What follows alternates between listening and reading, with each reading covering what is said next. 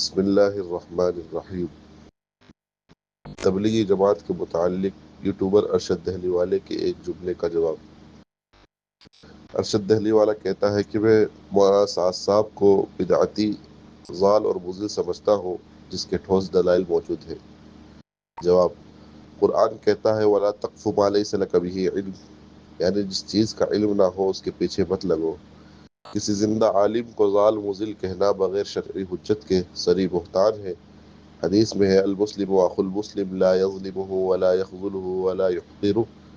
حتمہ الیاس صاحب رحمۃ اللہ علیہ کا ملفوظ ہے دعوت کے خلاف بولنے والا دراصل خود دین کے خلاف بول رہا ہے، کیونکہ دعوت دین کو زندہ کرنے کا سب سے بڑا ذریعہ ہے۔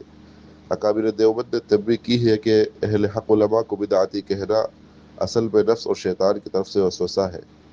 مولانا سعد صاحب کو بدعتی کہنا دراصل ان کے اکابر کی پوری محنت کو بدعت کہنا ہے، جو سراسر گمراہی ہے۔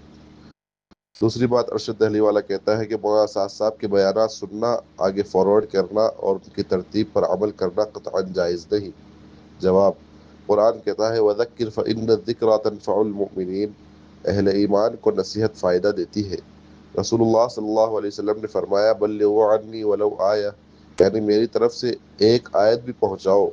حتمہ یوسف صاحب رحمۃ اللہ علیہ فرمایا کرتے تھے کہ یہ دعوت کی باتیں صرف سننے اور سنانے کے لیے نہیں بلکہ عمل کے لیے ہے، اور ان کا دور دور تک پہنچانا اصل مقصد ہے۔ مدنی رحمۃ اللہ علیہ نے فرمایا اہل حق کے کلمات کو سننا اور پھیلانا دین کو زندہ کرتا ہے، لہذا بیانات سننے اور آگے پہنچانے سے روکنا قرآن اور حدیث کے نصوص کے خلاف ہے۔ تیسری بات، ارشد دہلی والا کہتا ہے کہ شورا والوں کی بدعت توہم ہے، نسبتاً ان میں اعتدال بھی ہے لیکن کمیاں ان میں بھی بہت ہے۔ جواب: قرآن کہتا ہے ان اللہ یحب الذین یقاتلون فی سبیلہ صفا، دین کے کام میں صف بندی اور نظم اللہ کو پسند ہے، لیکن نظم شورا کو اصل اور عبارت کو فرع قرار دینا دین میں اضافہ ہے۔ حتمہ الیاس صاحب رحمۃ اللہ علیہ نے صاف فرمایا یہ کام امیر کے بغیر نہیں چل سکتا، شورا اصل نہیں بلکہ امیر اصل ہے، اس لیے شورا کی بنیاد پر کام کو جائز اور عمارت پر مبنی اصل کو ناجائز کہنا الٹا ہے۔ چوتھی بات، ارشد دہلی والا کہتا ہے کہ شورا والوں کے ساتھ حدود و قیود کی رعایت کرتے ہوئے کام کرنے کی گنجائش ہے۔